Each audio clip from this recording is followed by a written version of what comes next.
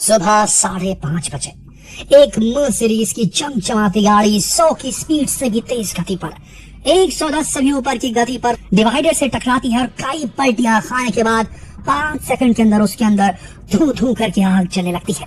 किसी तरीके से अंदर बैठे व्यक्ति को ग्लास तोड़कर, आईना तोड़कर, खिड़की तोड़कर बाहर निकाला जाता है। शरीर पर न कपड़े होते हैं न कुछ, अंडरवेयर में उन्हें बाहर निकाला जाता है और जो लोग निकालते हैं वो देखते हैं तो उन्हें दिखता है ये तो खिलाड़ी है।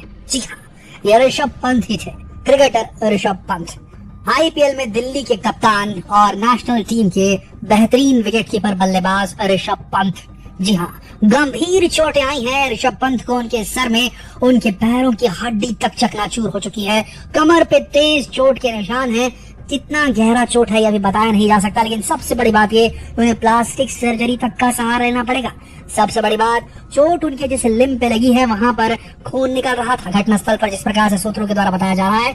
सबसे बड़ी बात, जो चोट मैदान में लगती है, चलो ठीक है, उसकी वजह से कुछ महीनों के लिए खिलाड़ी मैदान से बाहर हो जाता है, लेकिन ऋषभ पंत को जिस प्रकार की चोट एक कार एक्सीडेंट में लगी है, तो इससे उनका करियर किस ओर जाएगा। क्या वो इस बार आईपीएल खेल पाएंगे? क्या इस बार वो श्रीलंका के दौरे पर जा पाएंगे?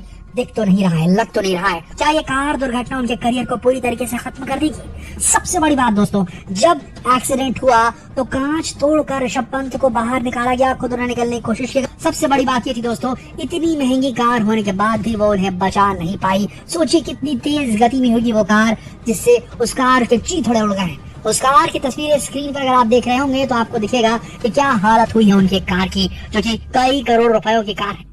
दोस्तों, बताया जा रहा है कि ऋषभ पंत को उस वक्त झपकी आ गई थी। वो एक सरप्राइज देने के लिए अपने परिवार को, अपनी माता के बर्थडे पे उन्हें सरप्राइज देने के लिए अकेले ही निकल चले थे अपने घर की ओर, लेकिन तड़के सुबह 5, 5:30 के बीच उनकी झपकी लग गई और वो जो है टकरा गए डिवाइडर के पास। ये हुआ सब कुछ ह्यूमन एरर की वजह से। दोस्तों, आपको बता दें, भारत की हाईवेज पे, भारत की सड़कों पर अक्सर जो दुर्घटनाएं होती है उसमें 95% जो गलती होती है वो ह्यूमन एरर की होती है। दोस्तों, सबसे बड़ी चीज, ह्यूमन एरर को क्या रोका नहीं जा सकता?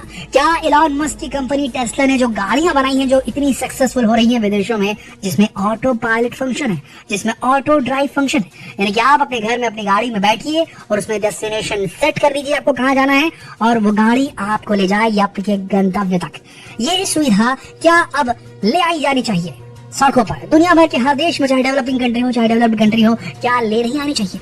क्या ये ऑटो पायलट, ऑटो ड्राइव गाड़ियां इस प्रकार के एक्सीडेंट को रोक पाने में कामयाब हो पाएंगी? क्या इस प्रकार की गाड़ियां भारत जैसे देश में सक्सेसफुल हो पाएंगी? ये एक बड़ा चर्चा का विषय है। आइए जानते हैं कि क्या हुआ, कैसा हुआ, कि किस प्रकार से ह्यूमन एरर से होने वाले एक्सीडेंट्स को कम किया जा सकता है और शायद रोका भी जा सकता है। आइए जानते हैं। ऋषभ पंत के फैंस उनके कार एक्सीडेंट की खबर सुनकर सदमे में। क्रिकेट जगत के लोग भी उनके जल्द ठीक होने की कामना कर रहे हैं। डॉक्टरों के मुताबिक ऋषभ पंत के लिगामेंट में चोट लगी है। डॉक्टर का यह भी कहना है कि लिगामेंट की चोट को ठीक होने में 2 से 6 महीनों का वक्त लगता है। कुछ महीनों बाद आईपीएल शुरू होने वाला है। ऋषभ पंत दिल्ली कैपिटल्स के कप्तान है। ऐसे में अगर ऋषभ पंत आईपीएल 2023 तक पूरी तरह से फिट नहीं होते तो फिर दिल्ली कैपिटल्स का क्या होगा? वहीं बीसीसीआई के मुताबिक पंत के सिर, दाहिने घुटने का लिगामेंट, दाहिनी कलाई, टखना, पंजा और पीठ में चोट लगी है। आमतौर पर लिगामेंट टियर की चोट खिलाड़ियों को ही होती है, लेकिन ऐसी चोट खिलाड़ियों को मैदान में लगती है, पर पंत को ही चोट कार दुर्घटना में लगी है। दरअसल लिगामेंट घुटनों को कसकर पकड़ कर रखता है और जॉइंट के मूवमेंट में घुटने को सपोर्ट देता है। अगर लिगामेंट टियर या डैमेज हो जाए तो घुटने का जॉइंट हिल जाता है। ऐसे में खड़े होने से लेकर चलने तक में तकलीफ होती है। अगर मेडिकल ट्रीटमेंट से तकलीफ ठीक नहीं होती तो इसके लिए सर्जरी करनी होती है। अब एमआरआई में ही पता चल पाएगा कि पंत की चोट कितनी खतरनाक है। वैसे आपको बता दें, क्रिकेट के मैदान में चोट ने कई क्रिकेटर्स का करियर खत्म कर दिया है। ऐसे में सवाल उठ रहे हैं कि भारत के स्टार विकेटकीपर बल्लेबाज ऋषभ पंत की चोट के बाद उनके करियर पर क्या असर होगा? वैसे पंत को घुटने, टखने में चोट लगी है। एक विकेटकीपर बल्लेबाज के लिए घुटने की चोट अच्छी नहीं मानी जाती है, क्योंकि विकेटकीपर विकेट के पीछे उठक बैठक करके कीपिंग करता है। ऐसे में पंत के लिए आने वाला वक्त थोड़ा मुश्किल भरा जरूर हो सकता है। अब जैसा कि हमने आपको बताया कि पंत नए साल में अपनी मां को सरप्राइज देने के लिए खुद ही ड्राइव करके अपने घर जा रहे थे। अब जाहिर सी बात है कि ऐसी स्थिति में पंत कोई ऐसी वैसी कार तो ड्राइव नहीं करेंगे। जी हाँ, पंत मर्सिडीज बेंज की 2019 मॉडल चला रहे थे, जिसकी कीमत करीब 1 करोड़ रुपए है।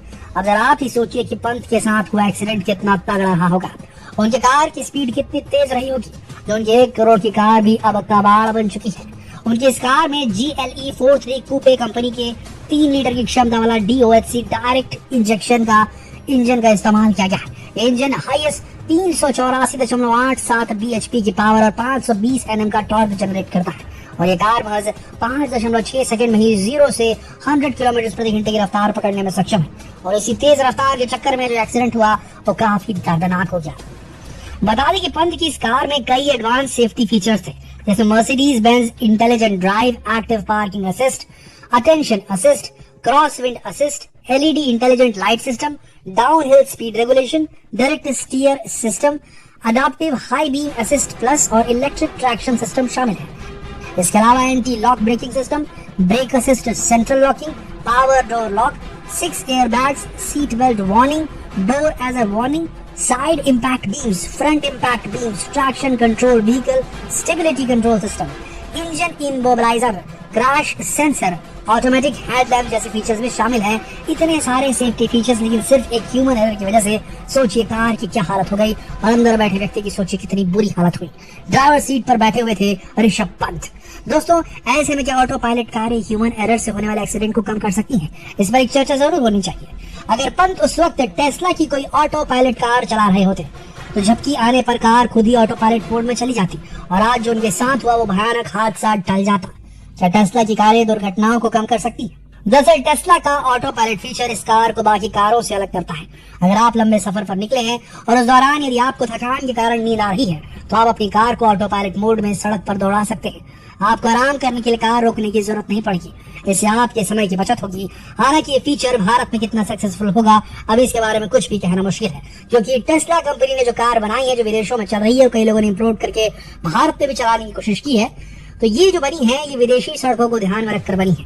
भारतीय सड़कों के लिए टेस्ला को कुछ अलग ही एडवांस लेवल का सिस्टम डेवलप करना होगा।